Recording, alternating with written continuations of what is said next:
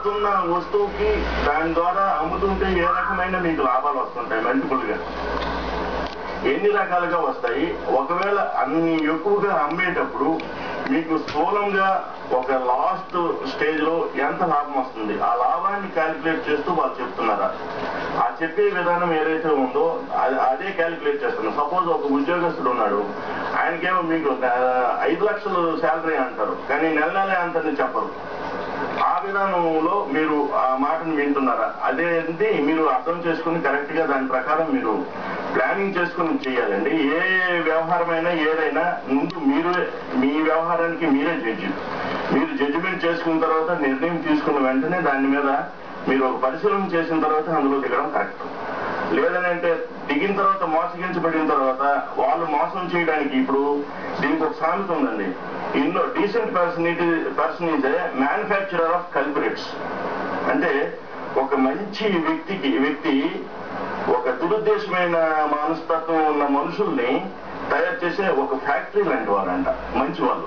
కాబట్టి ఈ మంచి వాళ్ళు దురుద్దేశమైన వ్యక్తులను తయారు చేయకుండా ఉండడానికి ముందే మనం మంచితనాన్ని కరెక్ట్ గా పెట్టాలి.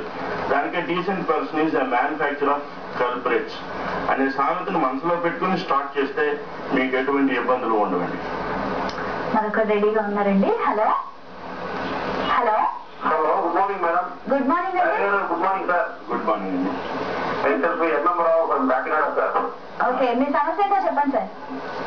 నాయుడు గారు, ఇప్పుడు ఈ యొక్క మల్టీ లెవెల్ మార్కెటింగ్ లో ఈ యొక్క ప్రోడక్ట్ యొక్క వాల్యూ మల్టిపుల్ రేట్స్ ఇంక్రీజ్ అయ్యి అల్టిమేట్ గా వీరి కన్స్యూమర్ కి లాస్ ఇంకర్ అవుతుంది సార్. కరెక్ట్. దీని విషయంలో ఎల్ఎస్సీ మీరు పోయారు. ఎల్ఎస్సీ పాలసీలో నమ్మకానికి చెప్పిన ప్రకారంగా చూస్తే నాకు ఎల్ఎస్సీ పాలసీలో ఎవరు ఎఫెక్ట్ అవ్వట్లేదు. అది ఎవరు ఏమంటే మిగిలిన ఉన్నాయి కొన్ని, అవి వాటిలో అయితే ఎవరు మీరు చెప్పినట్టుగా. కానీ ఈ మధ్య లెవెల్లో పెట్టినటువంటి సబ్బులు కానీ, షాంపూలు కానీ, హెయిర్ ఆయిల్స్ కానీ, ఇంకోటి కానీ మీరు కొనేటప్పుడు మీరు వెళ్ళి కొనుక్కుంటున్నప్పుడు వాళ్ళు ఒక 10 రూపాయల వస్తువుని మీరు 100 రూపాయలు కొంటే మీరు 90 రూపాయలు పంచుకోవడంలో మీరు మల్టీ లెవెల్లో ఉన్నటువంటి వాళ్ళు ఉంటున్నారు. కనుక ఆటోమేటిక్ గా కన్స్యూమర్ ఇంకెరిగిన లాస్ ఉంది అకౌంట్. సో దీని మీద మీరు కొంచెం మాకైనా సజెషన్ చెప్తారు. వినండి, దీని మీద చాలా మంచి ప్రశ్న.